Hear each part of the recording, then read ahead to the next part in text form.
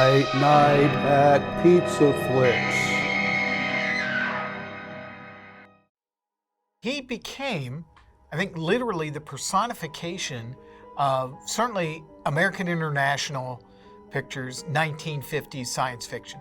And later on, the personification of kind of indie genre filmmaking through the 60s and the 70s. And he continued directing right up until the very end of his life. And he was in his 90s. He was almost 100 years old when he directed his last film. And very few filmmakers have a career of that kind of longevity or, frankly, that kind of devotion to genre.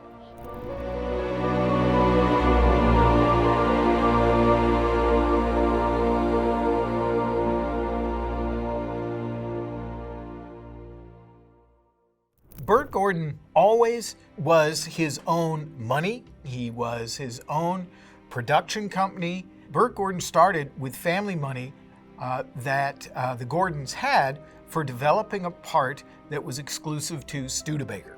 And he made a film called Serpent Island. And this movie was done with his partner at the time, Tom Grise, who later on directed the pilot to the Rat Patrol, did a couple of really wonderful movies such as Will Penny and Breakheart Pass with Charles Bronson. And Grise became a real force in television. But here he was working with Bert I. Gordon. This was at the very start of everything. And they were able to get their little movie out. It was done very, very cheaply.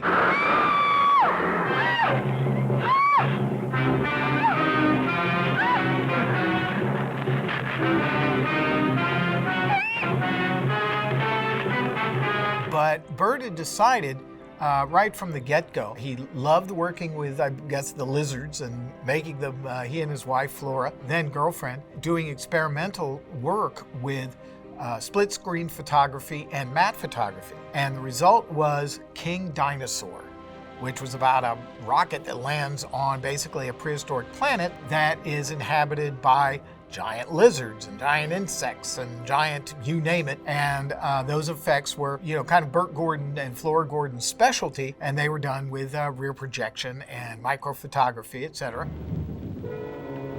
What a desolate, forsaken place. Get that rumbling. Almost an animal roar. Still sounds like thunder to me. Do you want to go on or turn back? Let's go on. The film was not the greatest movie in the world, but Bert I. Gordon was able to sell it. And he was able to raise more money for his next movie, for a film that became a bit of a template for a number of the movies that he made at American International, for which he became very famous. But this first film was The Cyclops, starring Gloria Talbot and Tom Drake and Lon Chaney. And the plot is almost identical to Bert's own later War of the Colossal Beast, where you have a man who's been disfigured and grown to gigantic proportions. He only has one eye because his face has been torn up, and he is living in the mountains, and an expedition goes. In this case, they're looking for basically radium, and they discover this horrible, disfigured giant. Crashing into this world of horror, a beautiful woman and 3 adventurers dare to challenge the unknown. In a land where life and love is ruled by the Lord of Nightmares, the Cyclops. Gloria Talbot always had wonderful memories of making this movie, only because Tom Drake used to like to have a drink or two, and of course so did Lon Chaney. Gloria Talbot always loved to remember that while they were filming, that Chaney's mom showed up with an air mattress and blew it up so he could take a nap in between shots. And she said, "I thought that was dear." And what's interesting is that here was Lon swinging his career back and forth because it did high noon, and then there he is in The Cyclops. The film did very well for Bert I. Gordon. It was released by Allied Artists on a double feature with Daughter of Dr. Jekyll, which was directed by Edgar G. Homer, but it did well. And Bert Gordon was able to, again, raise money, turn around, make a film, and sell it for more money than he had made the movie for. So, once again, he was in profit, and he decided on his very first giant insect movie. And giant insects had started to become a movie staple ever since them. And interestingly, Bert Gordon would work with the writer of them, George Worthing Yates, on a number of movies. The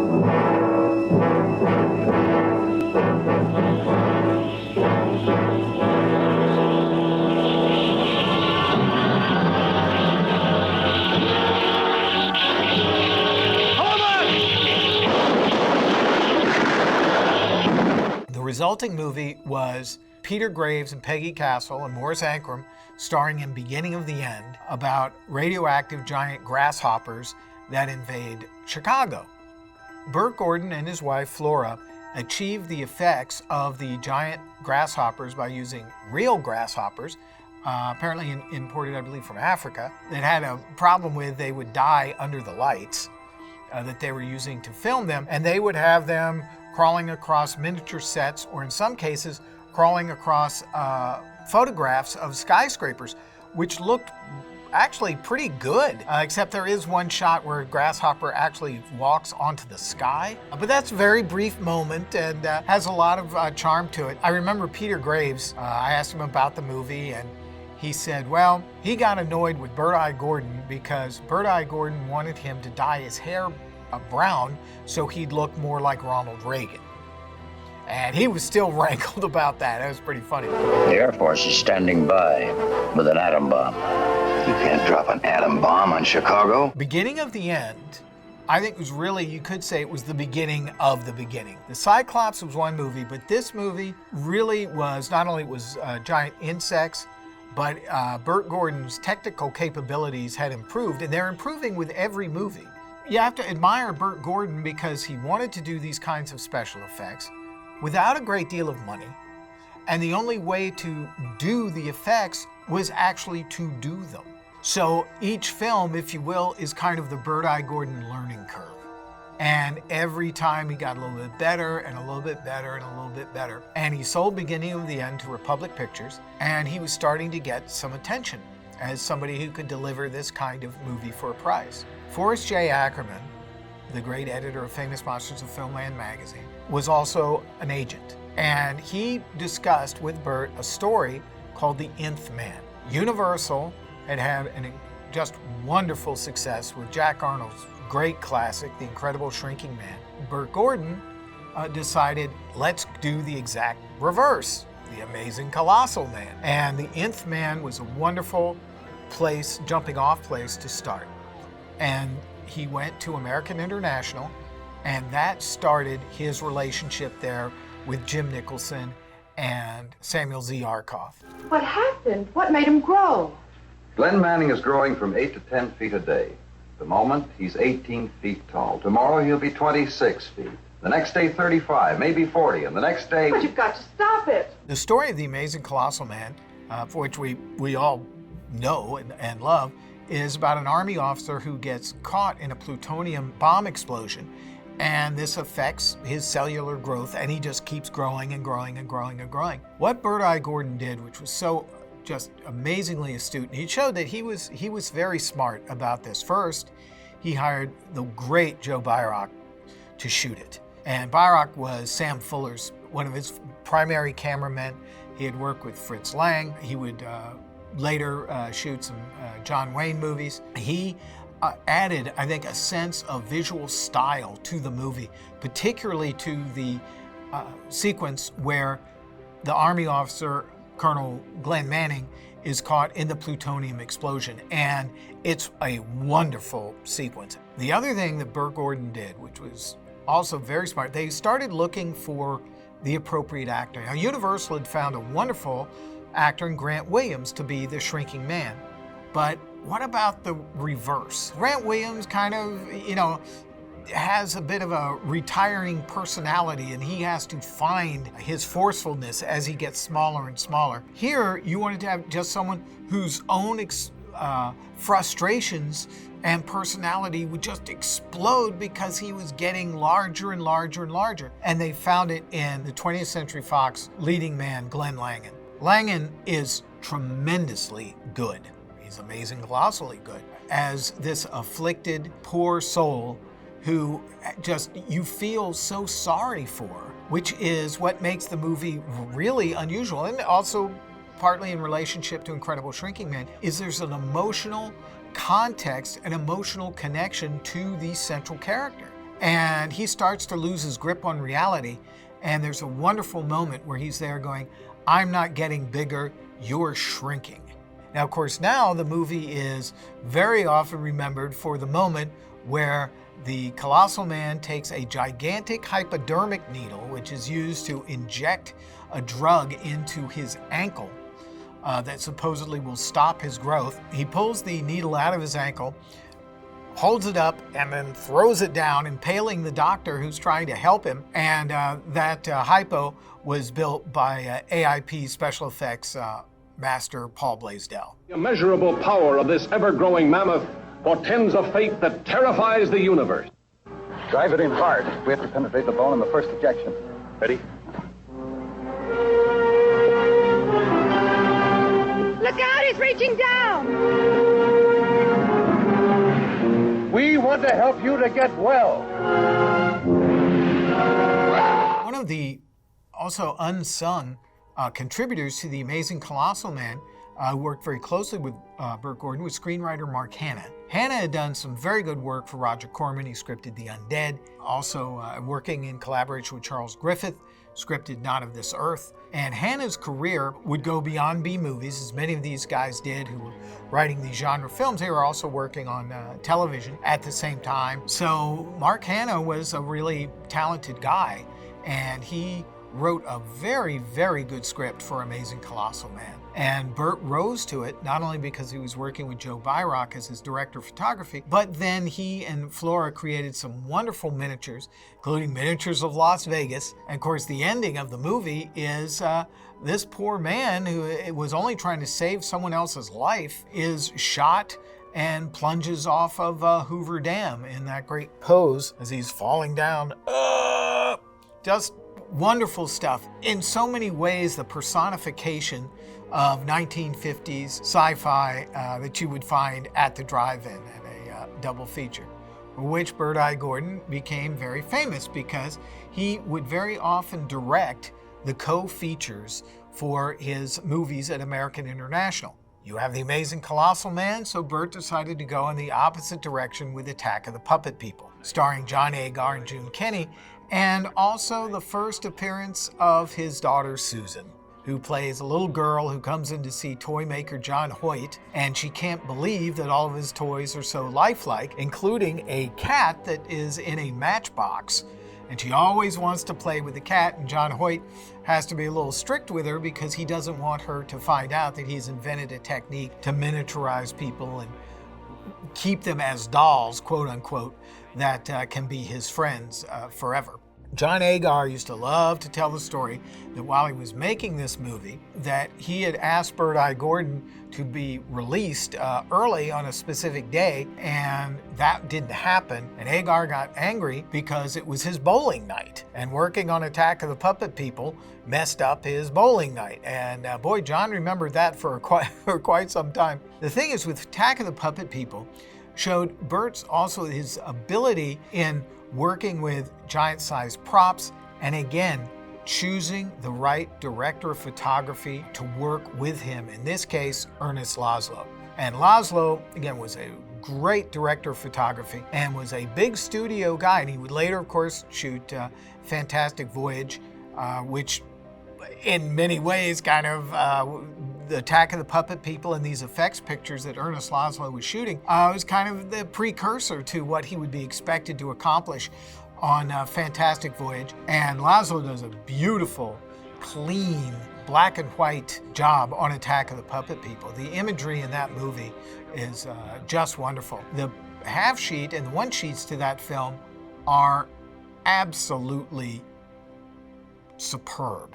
It was a beautiful painting by Reynold Brown of the puppet people attacking a snarling German shepherd with a butcher knife that they're all carrying and trying to stab at his face. It's incredible. Unfortunately, that scene is not in the movie, which is not the biggest crime in the world or really that unusual for American International. But the film itself is, again, I think another step forward for Bert I. Gordon. It also showed, again, something that he tried to be consistent with, is that our heavy, John Hoyt, is not really a heavy. Here's a man, he is lonesome, He has created this technology to have friends that he can keep forever, basically. So we understand him and we feel for him and we have great empathy for him. And yet he still is terrible and has terrorized these people. The very end of the movie is him begging for his friends to come back because they find a way to restore their normal size.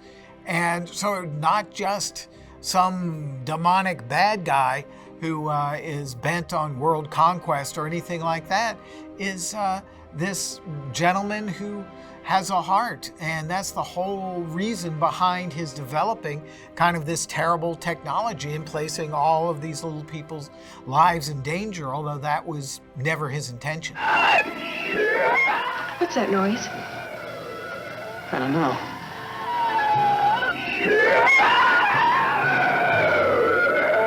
Universal had a wonderful, very serious hit with Tarantula, directed by Jack Arnold and with John Agar, Mara Corday, and Leo G. Carroll. And just those images by Cliff Stein and David Horsley of the living tarantula walking towards us as it comes down a highway in Arizona, just terrifying. It is the stuff of nightmares. So Bert I. Gordon decides, again working with Ernest Laszlo, to say, no, if it's a giant spider, it must live somewhere like a spider. In Tarantula, there is the giant pools of venom, and they find the bones of cattle and its victims, some human beings. But in this case, in Earth versus the spider lives in a cage that is nothing but these horrible stalagmites and stalactites, and it is absolutely something out of the worst child's dream to get lost in this labyrinth of caves and tunnels and everything else, each one looking like a mouth with these demonic teeth that are ready to devour it. And then there is a giant pit and you can fall right into the spider's web. And around the pit are bodies in different stages of decomposition where the spider has been feeding and sucking the life juice out of these corpses, leaving just these shells, these husks of human flesh. Just absolutely startling visions, and so much darker in its own way than what they did at Universal. So that when the giant spider gets loose in the town, what we imagine it's capable of is worse than what we might have seen with Tarantula, only because we've seen this litter of bodies in all these stages of this horrible process and wrapped up in webs, and it's just awful. And so the horror element in Earth versus the Spiders, I think, is much greater than in Tarantula. Now, in some ways, Tarantula is probably the better movie because they certainly have more money to play with.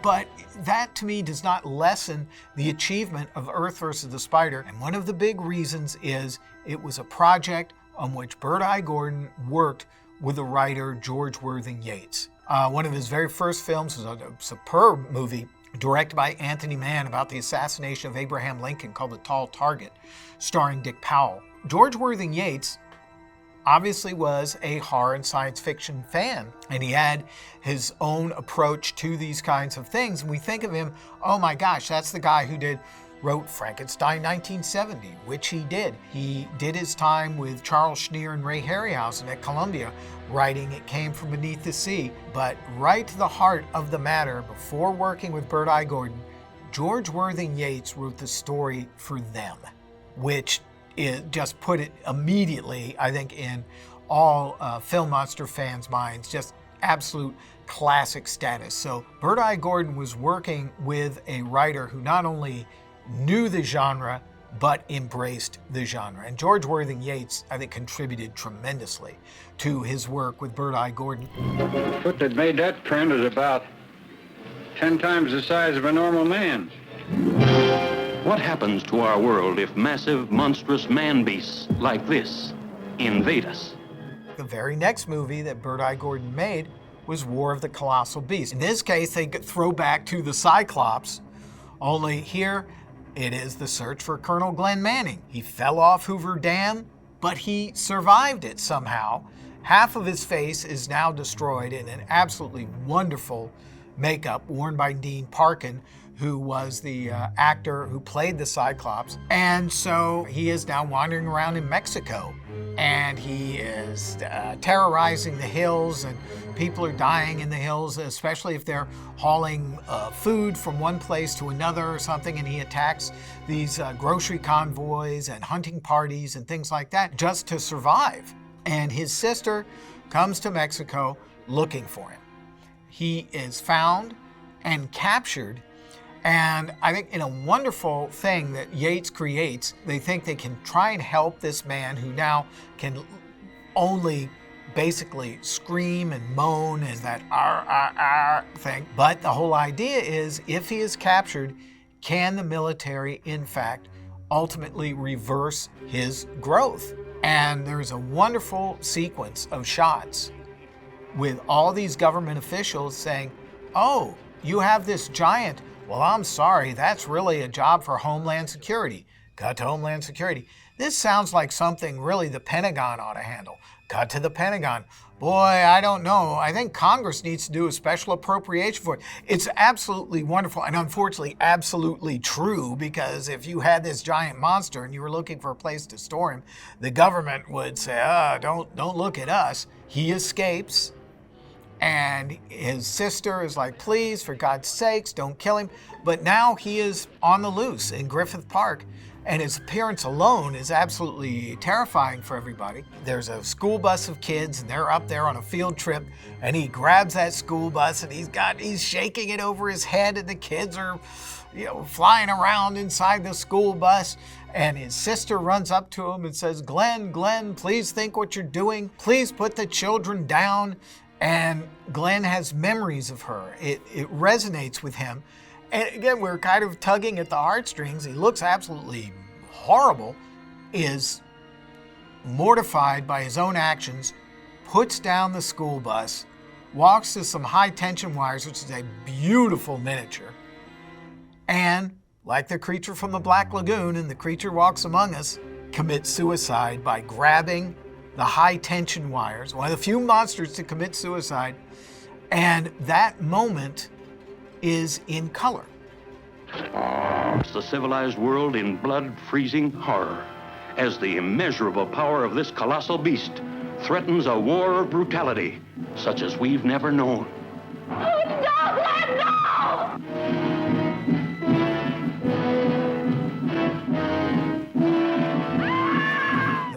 The black and white double features that American International specialized in, the Universal was doing on a slightly bigger scale, that Roger Corman was doing. They were being phased out because now here came horror in color.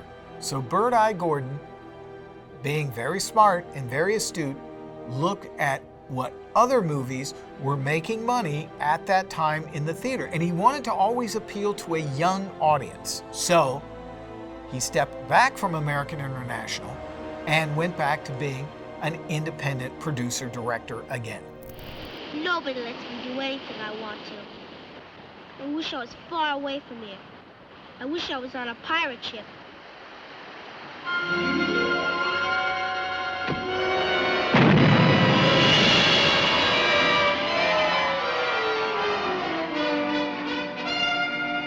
Bend the rigging and step lively. I'll have your ears in me chowder tonight, you blasted sons of Cyclops!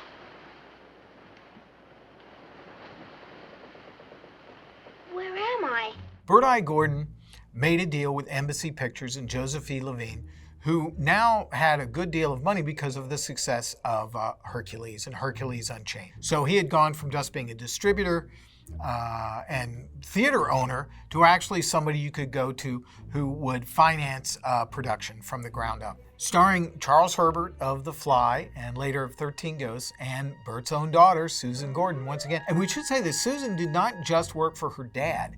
She was actually in the Danny Kaye movie, The Five Pennies, directed by Michael Curtiz, and she's very good as Danny Kaye's daughter. So she was working for other directors other than her dad. But for The Boy and the Pirates, she and Charles Herbert basically play adventuresome kids who get involved with pirates in a way that, if you will, Jim Hawkins did in Treasure Island. Now, Treasure Island and the Disney live action movies had a big impact, I think, on Bert Gordon deciding to make this film.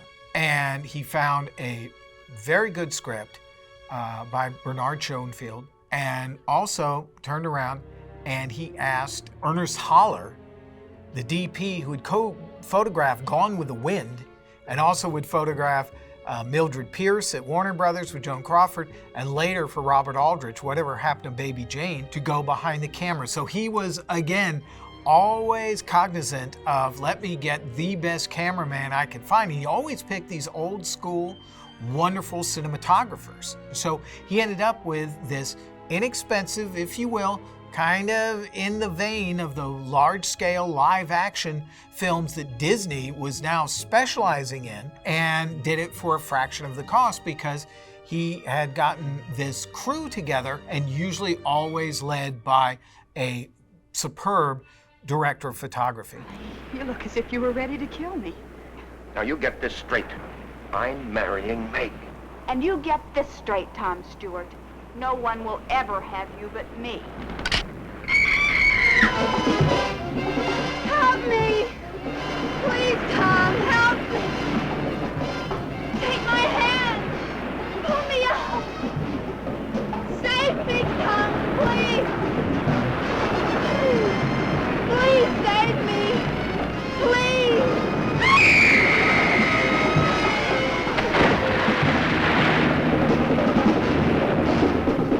Bert would always, I think, look at trends. He would start thinking in terms of, I've kind of done the semi-Disney adventure thing, but ghost stories seem to be coming back. Of course, Robert Wise's The Haunting and all these things done very close to 1960.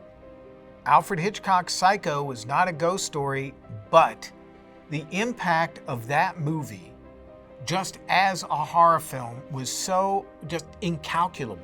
So everybody was thinking, how do we knock off Psycho, including William Castle, with movies like Homicidal? But Bert I. Gordon, working with George Worthing Yates, said, let's go in a slightly different direction. Let's go with mental derangement, but it is a ghost story. Not completely unlike Lewis Allen's wonderful The Uninvited in the 1940s. And here was a story of a man who is, in fact, haunted by guilt. And he cannot get around all of the hallucinations and what he constantly is seeing as reminders of his crimes. Played by Richard Carlson in a very, very good performance. And some absolutely wonderful optical effects created by Bert and Flora Gordon. This maybe is certainly one of his most mature movies. And again, thanks to Ernest Laszlo, one of his most handsome movies. Was shot in black and white, but there is a tremendous effect. They're holding a head of a beautiful blonde girl who's been decapitated, and the head starts to speak. And that moment was one of the absolutely favorite stills published in Famous Monsters of Filmland in their You Axed For It column. I used to love reading that, and it's like, oh, look who axed for it, Joe Dante. But then he was, 20-year-old Joe Dante from Philadelphia, or whoever it was, all these names listed underneath. But there was that shot of that decapitated head speaking to Richard Carlson, and was just absolutely wonderful.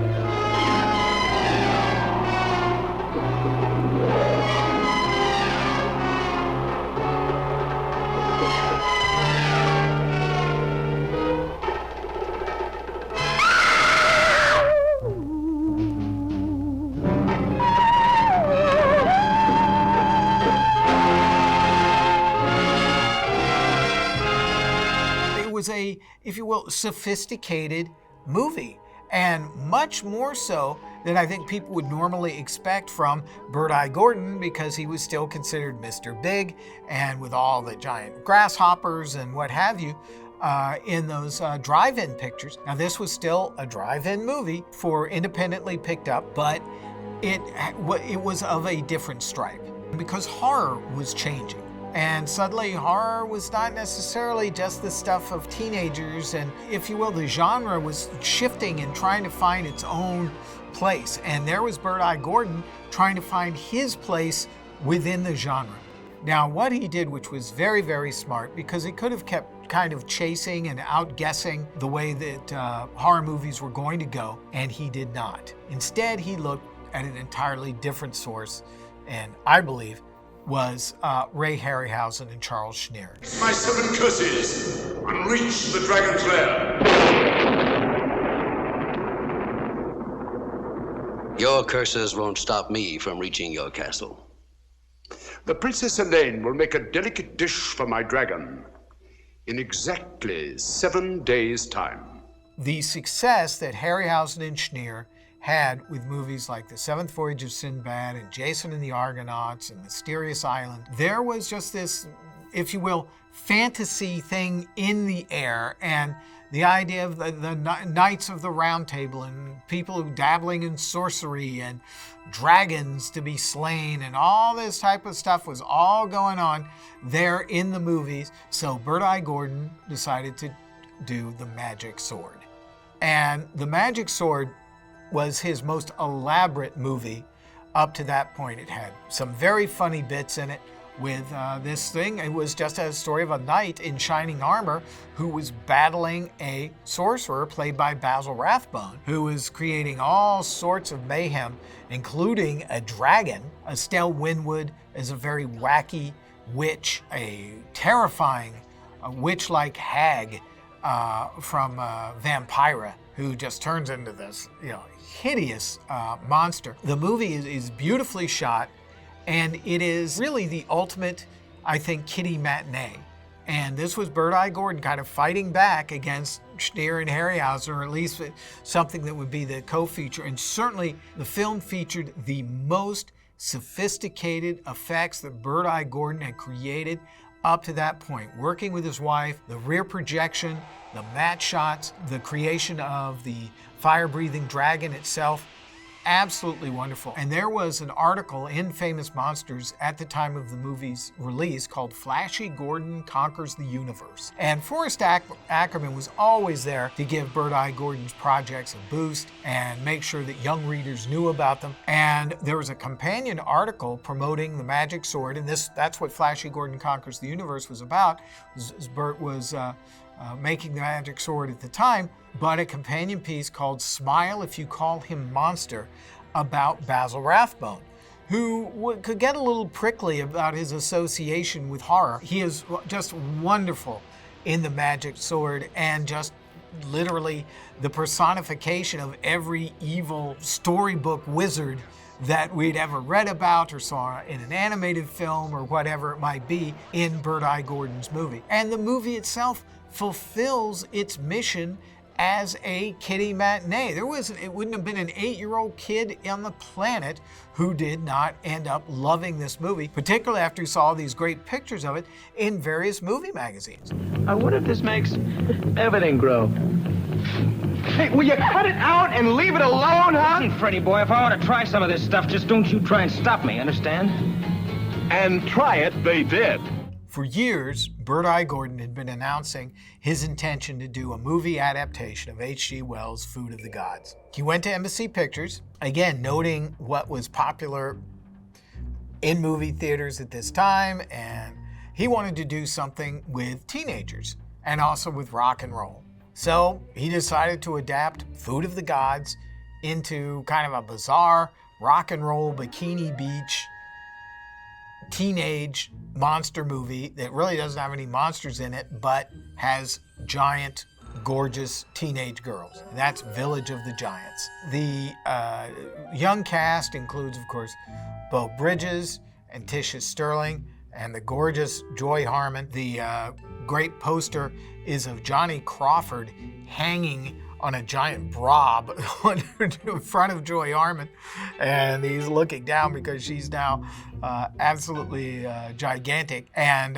also Ronnie Howard as the young genius who finds food of the gods and creates it and even enlarges his own dog. The film now is, you see clips from it all the time because the teenagers, they of course bust out of their clothes, whatever, and they make togas and things out of curtains and sheets and say, hey man, we're taking over this town. So you've got that great electric guitar going and that great slow motion dancing, and the adults, absolutely, they don't know what to do. And that's the whole point of the movie, is now the teenagers can crush the adults if they choose to do it.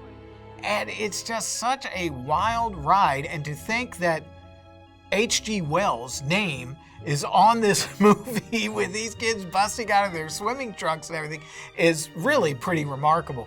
But God bless Bert I. Gordon, because boy, he said he was going to do it, and he did it. Whether you like it or not, little man, we're just gonna have to show you what's good for you, that's all. Maybe we don't like your club either. You're in it anyway. And now the movie's cult reputation is so huge. But Bert would, of course, return to Food of the Gods with yet another adaptation later on in the 70s.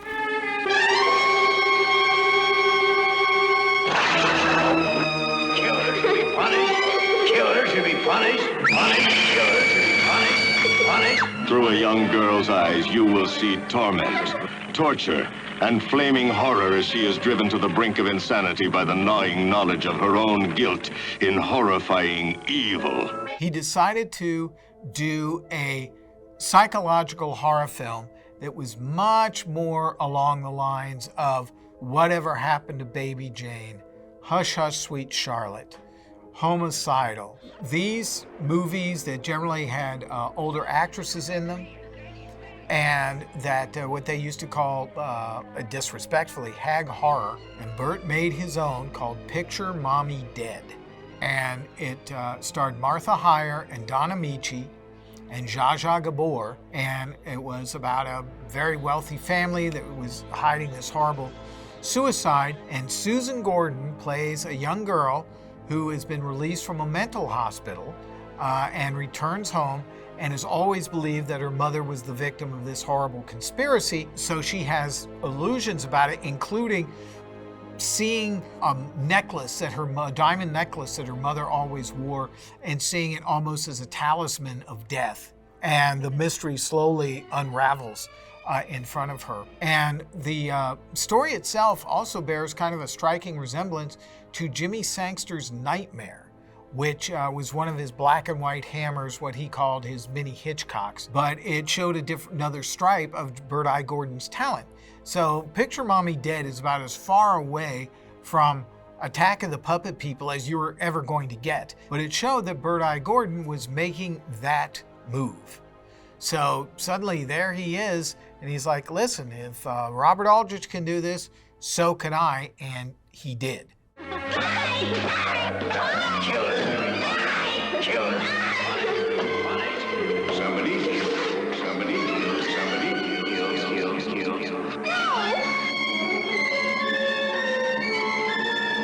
What Bert I. Gordon wanted to do, he actually achieved. And he achieved this over and over again. Who could ask for any more than to be able to sustain a career from the very early 1950s all the way through the 2000s? Very few filmmakers were able to do it, and very few B filmmakers were able to always return and come back with one more idea, one more giant monster, which is why they called him Mr. Big.